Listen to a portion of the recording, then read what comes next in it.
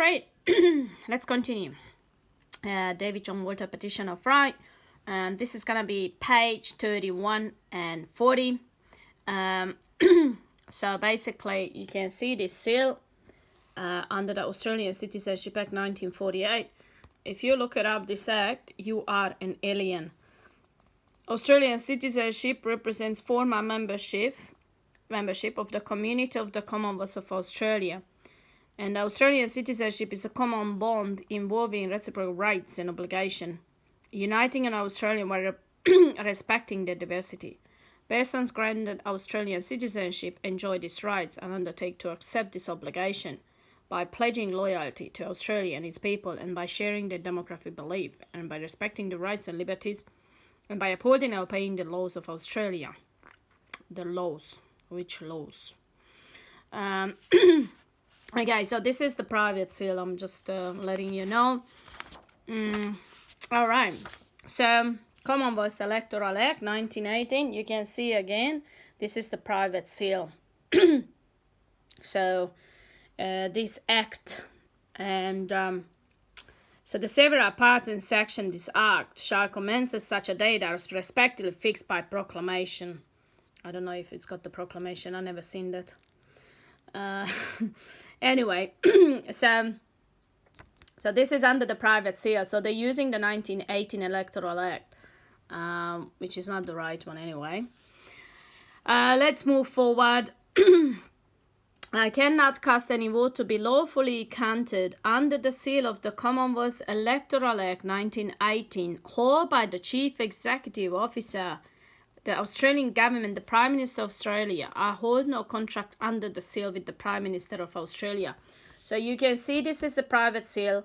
We go back to 1973, and when the Royal Australian Titles Act, they created the seal, and this was signed above the seal.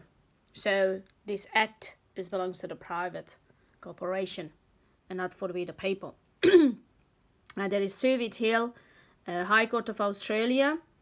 And in presenting this petition of right to Your Majesty the Queen, I must produce the evidence which must bring the whole concept of any value commercial contracts or other private contracts, whether they be in writing by all parties involved, and not any laws of the contract hold under the seal of any private organization of the seal affixed to any constitution of any nation worldwide.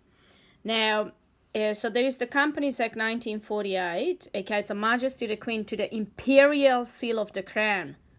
Imperial Seal of the Crown, which is the seal affixed to the Companies Act 1948. Imperial Seal. Okay, so remember in 1965 they changed to the metric measurement, not imperial.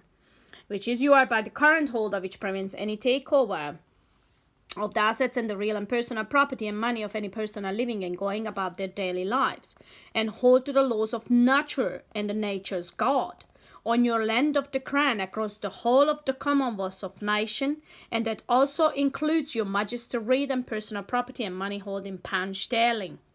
Yeah, so in 1966, 13 of February, that's when they seized the pound sterling in pounds.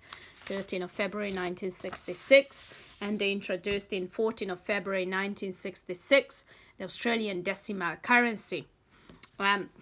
This is the Corporate Body Contracts Act 1960 UK. So Your Majesty is the current holder of the Crown, is the current holder of that seal. So the private person holding signed contract, so we're talking about the Australian decimal currency, 14 of February 1966, are held inside their own private civil Australian law jurisdiction and hold to the imperial law of the Crown under the seal of the Corporate Bodies Contract Act 1960. So basically, as of 1966, 14 of February, basically pretty much everything is run by the so-called de facto Australian government. Everything goes under the corporation, which means no royal assent, no royal court of arms, no contract, no authority. So everything works by contract as of 14 of February 1966.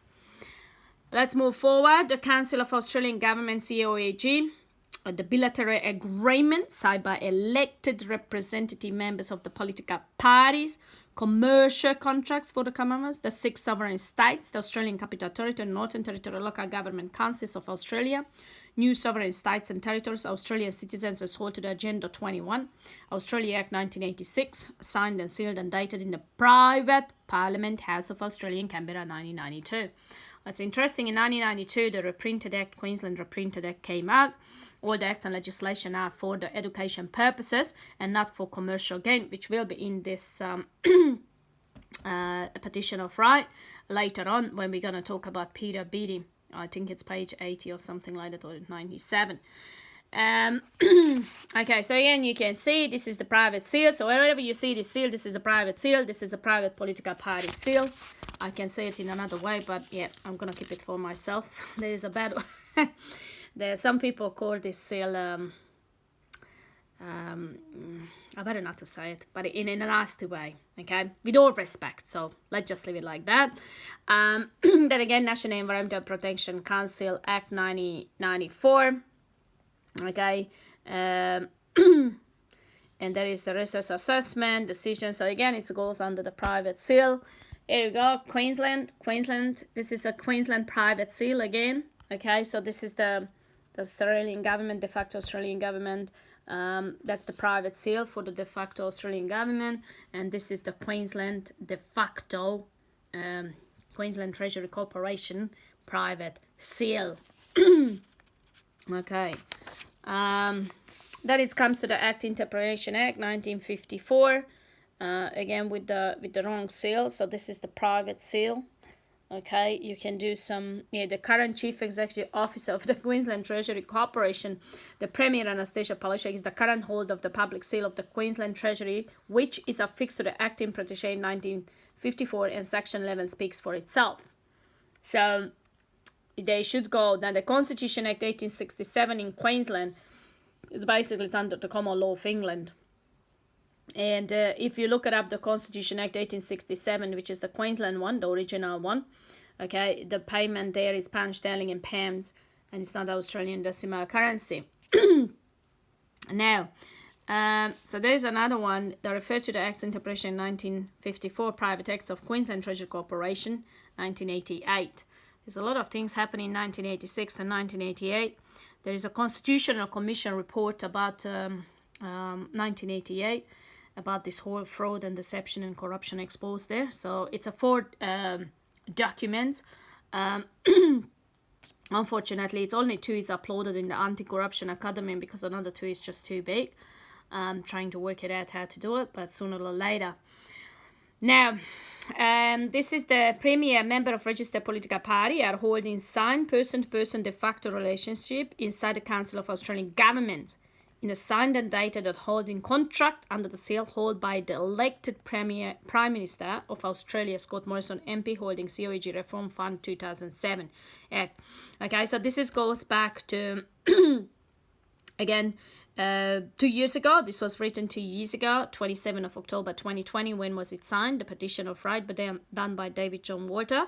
And you can see the Queensland Treasury Corporation Act 1988, Queensland. So that's basically Queensland is the head of the state.